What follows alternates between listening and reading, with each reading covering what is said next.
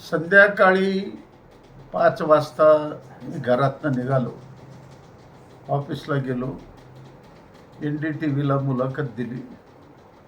तिथनं तळभंडारे चौकाच्या सभेला गेलो. त्या सभेपासून भारतनगरच्या सभेला गेलो.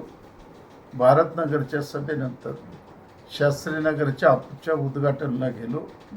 त्यानंतर वीटभट्टीच्या कॉर्नर सभेला गेलो. घरी जाईपर्यंत जवळजवळ 11:45 वाजले.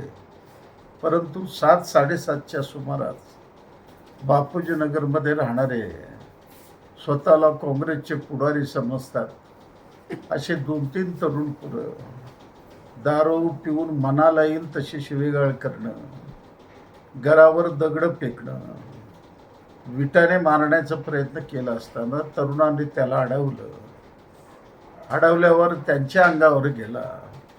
या दरम्यान अनिल वासम सुद्धा आले होते. अनिल वासमला सुद्धा धक्काबुक्की झाली. वायरलेस गाडी आली, त्या दोघांना घेऊन गेलेल्या आहेत.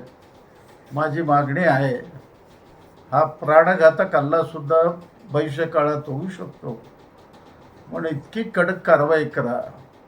नसेल जनता अनावर झालं ते रोखणं माझ्या हातून होणार नाही. म्हणून पोलीस प्रमुखाला माझी विनंती आहे, तातडीने ॲक्शन घ्या. पुन्हा एकदा कोणी अशा पद्धतीचा प्रकार घडू नये, अशा पद्धतीची दक्षता पोलिसांनी घ्यावी असं मी आव्हान करत आहे.